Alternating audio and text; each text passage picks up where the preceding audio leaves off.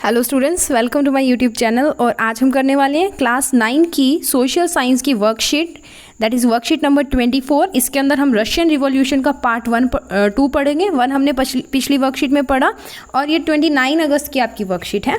सो इस वर्कशीट के अंदर हम पढ़ेंगे सोशलिज्म इन रशिया, रशिया के अंदर सोशलिज्म कैसे आया। ठीक है, सो सबसे पहला है दैट इज़ पेरिस कम्यून की, आपको यहाँ पे दिया हुआ है, दैट इज़ इसको पेरिस कम्यून के बारे में यहाँ पे लिखा हुआ है। ठीक है, सो पेरिस कम्यून क्या था, एक कम्युनिटी बनाई गई थी जिसके अंदर कौन कौन शामिल थे वो हम यहाँ पे देखते हैं।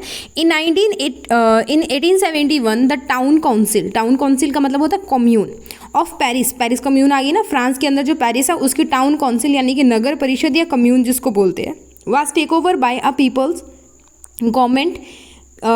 गवर्नमेंट कंसिस्टिंग ऑफ वर्कर, एक लोगों की जो सरकार थी उसके द्वारा उसको टेक ओवर कर लिया गया, जिसके अंदर कौन कौन थे, एक वर्कर यानी कि कामगार जो होते हैं, ऑर्डिनरी पीपल आम लोग, प्रोफेशनल यानी कि पेशेकार जो होते हैं, और पॉलिटिकल एक्टिविटीस्ट जो पॉलिटिकल राजनीतिक गतिविधियाँ करते हैं वो, और कुछ अदर लोग जो है वो इसमें शामिल थे। This incident motivated the socialist to form the socialist government all over the world.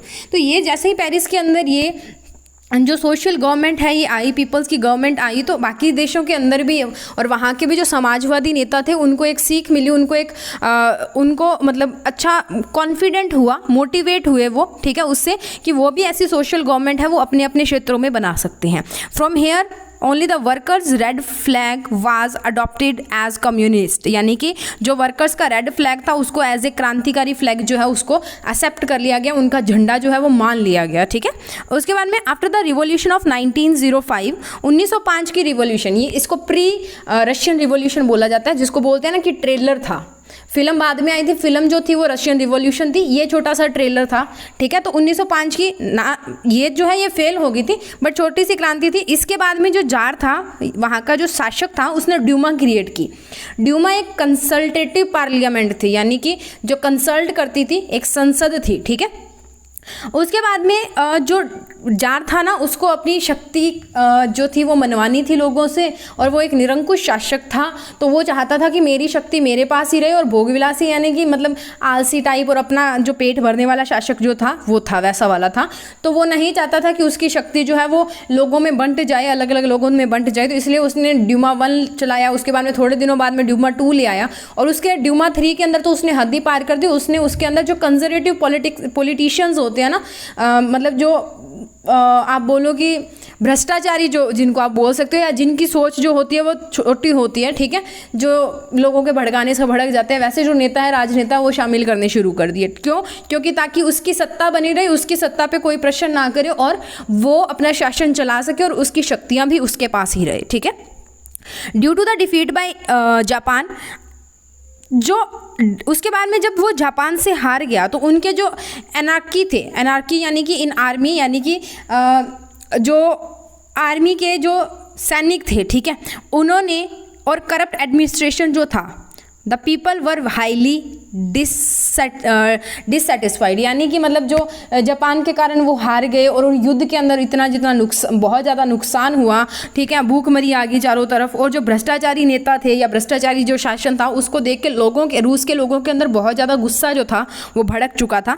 After the unsuccessful revolution of 1905, 1905 की जो अनसक्सेसफुल क्रांति थी, मैंने बोला था कि 1905 की जो रिवॉल्यूशन है वो अनसक्सेसफुल हुई थी, असफल हो गई थी। Newly form Duma and the government had continuous tussles and controversies. ठीक है, उन्होंने क्या किया कि जो न्यूली फॉर्म हमारे पास गवर्नमेंट थी, ड्यूमा और जो गवर्नमेंट थी, उनके बीच में टसल्स चलते रहे, यानी कि खिंचातान उनके बीच में होती रही, कॉन्ट्रोवर्सीज होते रहे, अलग अलग मुद्दे निकलते गए। ठीक है, तो इसके कारण क्या हो गया कि ड्यूमा और जो गवर्नमेंट थी वो वीक होगी। 1912 के अंदर, 1912 के अंदर फोर्थ ड्यूमा जो है वो रशिया के अंदर आ गया। ठीक है, फर्स्ट वर्ल्ड वार के टाइम, ठीक है, उसके बाद में उस फोर्थ ड्यूमा के अंडर उन्होंने क्या किया, फर्स्ट वर्ल्ड वॉर में एंट्री कर ली रशिया वालों ने। अब रशिया वहाँ पे हार गया, अब हार गया तो उनको बहुत नुकसान देखने को मिला। एक, उनकी जनसंख्या बढ़ रही थी, लोग भूखे मर रहे थे, लोगों के पास खाने को अनाज नहीं था, सेना भूखी मर रही थी, तो सेना ने भी वहाँ पे लड़ने से मना किया। ठीक है, और मार्च 1917 के अंदर क्या हुआ कि लोग भूखे लोगों ने, ठीक है, भूखे लोगों ने एक दूसरे को लूटना बांटना शुरू कर दिया पेट्रोगार्ड के अंदर। पेट्रोगार्ड के अंदर मतलब वो लोग एक दूसरे को खाने के लिए, पैसों के लिए मारने धाड़ने लगे, ठीक है। तो शासकों ने बोला आर्मी को, ठीक है, सेना को कि इनके ऊपर गोलियां चलाओ, उन्होंने गोलियां चलाने से मना कर दी, ठीक है। तो इस सिनेरियो के अंदर इस चीज़ का फ़ायदा उठा के जो बोल्शेविक्स थे उन्होंने उस जो ऑफ सोशलिस्ट वर्कर पार्टी जो थे उन्होंने कंट्रोल कर ली पावर, ठीक है। और जो मोएंशेविक्स थे वो जो पार्लियामेंट्री इलेक्शंस हैं उनके अंदर पार्टिसिपेट करने लगे, या जो पॉलिटिकल रिफॉर्म्स आते हैं, संस्थाएं जो होती हैं उनके अंदर जाना उन्होंने शुरू कर दिया। उसके बाद में है एमिड स्ट्राइक, यानी कि हंगर स्ट्राइक्स जो, या भूख हड़तालें जो थी, प्रोटेस्ट यानी कि उसकी सत्ता के विरुद्ध जाना, विरोध प्रदर्शन जिसको बोलते हो, रिवोल्ट ऑफ आर्मी, तसार जो था, आर्मी की भी जो आर्मी ने भी जो क्रांति की थी उसके कारण जो जार जो था उसने अपनी पावर जो थी वो छोड़ दी, ठीक है, वो उसने ख़त्म कर दी अपनी पावर, वो वहाँ पे नहीं रहना चाहता था, उसने शासन जो था, उसने सत्ता जो थी वो छोड़ दी, ठीक है। With the influence of marks and eagles, जो हीगल था उसके और मार्क्स के जो विचार थे उससे प्रभावित होकर लेनिन ने क्या किया, जो रूस के वर्कर थे, कामगार थे, वहाँ के लेबर्स थे, ठीक है, और जो पीजेंट्स थे यानी कि मजदूर और जो किसान थे, उनको एकजुट करना शुरू किया और उनके दिमाग में ये बात डाली कि वो इकट्ठे होके एक जो है वो क्रांति कर दे, एक उनके सरकार के खिलाफ हो जाए। ये विचार उन्होंने उसके जो मन में था वो डाल दिया। और लेनिन कौन था? कम्युनिस्ट रिवॉल्यूशनरी था और पॉलिटिशियन था, एक पॉलिटिकल थिंकर था। वो सोवियत का, रशिया का हेड रहा 1917 से लेकर 1924 तक, और सोवियत यूनियन गवर्नमेंट के अंडर रहा कब से कब, 1922 से लेके 1924 तक, ठीक है। सो ये बात थी। सोशलिज्म कैसे आया? सोशलिज्म अब ये आ गया ना, यहाँ इतना सारा कुछ हो गया। इसके बाद में लेनिन आ गया। लेनिन ने किसके? मार्क्स और हीगल के। और मार्क्स और हीगल कौन थे? सोशलिस्ट थे, जो सोशलिज्म लेके आए थे, ठीक है। उनसे, उनके विचारों से प्रभावित होकर लेनिन ने भी वो जो है वो लोगों को एकजुट करना शुरू कर दिया शासन के खिलाफ, ठीक है।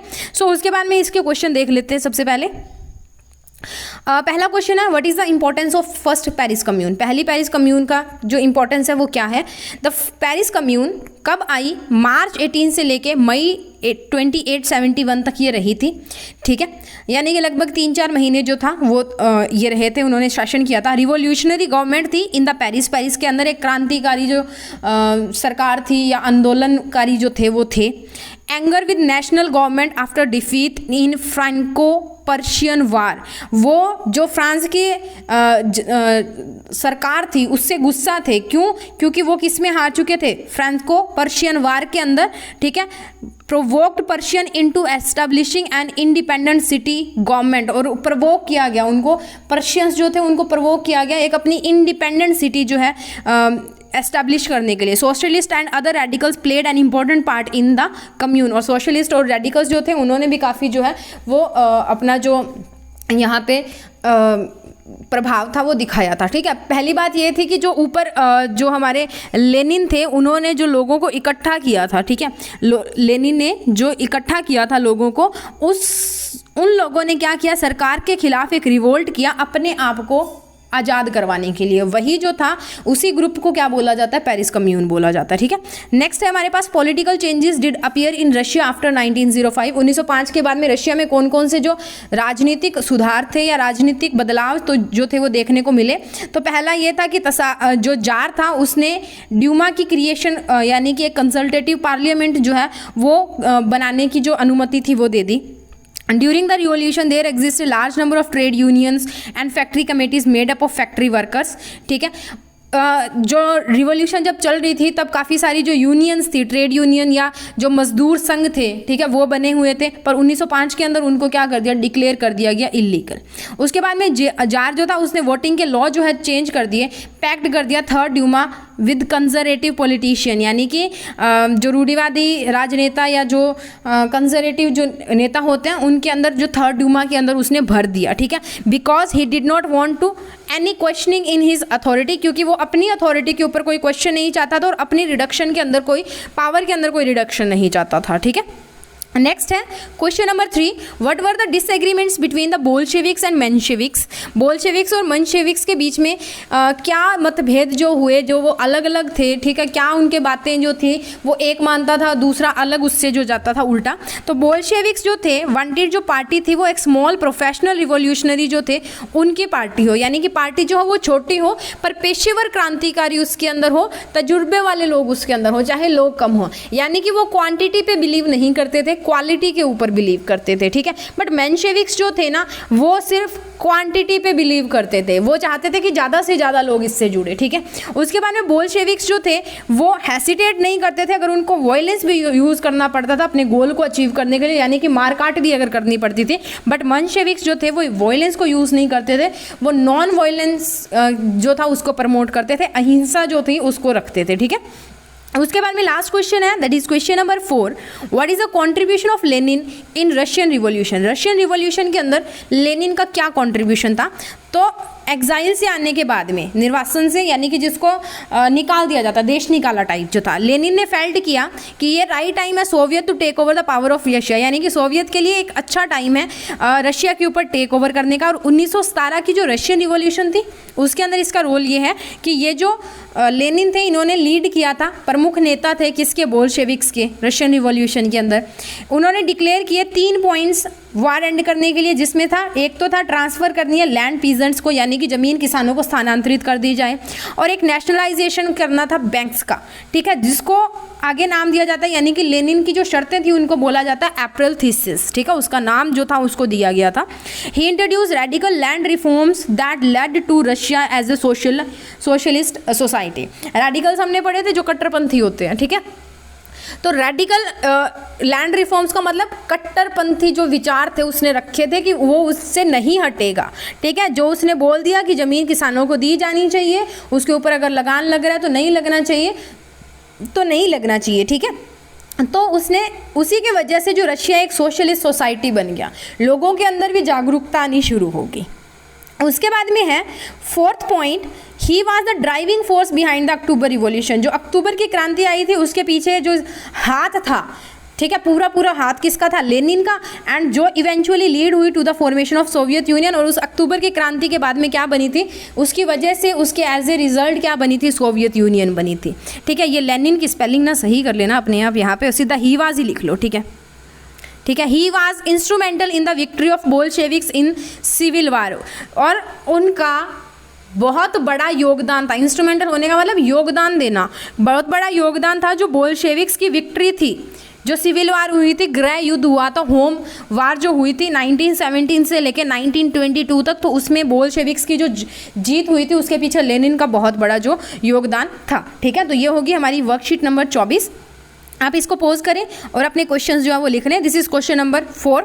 आप यहीं पे इसको पोज करके अगर इसकी पिक करनी है तो आप कर सकते हैं, और अगर इसको लिखना है तो आप यहाँ पे इसको लिख सकते हैं, ठीक है। इसके बाद मैं आपको दिखाती हूँ क्वेश्चन नंबर 3, ठीक है। ये था हमारा question number 4 and this is our question number 3, ठीक है। ये हो गया हमारा क्वेश्चन नंबर 3। यहाँ पे भी अगर आप पिक्स लेना चाहते हो या लिखना चाहते हो तो यहाँ पे पोज करिए और लिख लीजिए। उसके बाद में चलेंगे क्वेश्चन नंबर 2 के ऊपर और 1 के ऊपर, ठीक है। सो ये हो गया question number 3। Next moving on to the question number 2 and question number 1। ये है आपके क्वेश्चन नंबर 2 एंड 1, ठीक है। पेरिस कम्यून वाला first question and political changes वाला सेकंड क्वेश्चन। तो आप यहाँ से इनको नोट डाउन अपना कर लें पोज करके। सो ये हमारी वर्कशीट नंबर 24 हो चुकी है फॉर क्लास 9 सोशल साइंस, जो आपकी 29 अगस्त जो है उसको रिलीज़ होने वाली है सैटरडे को, ठीक है।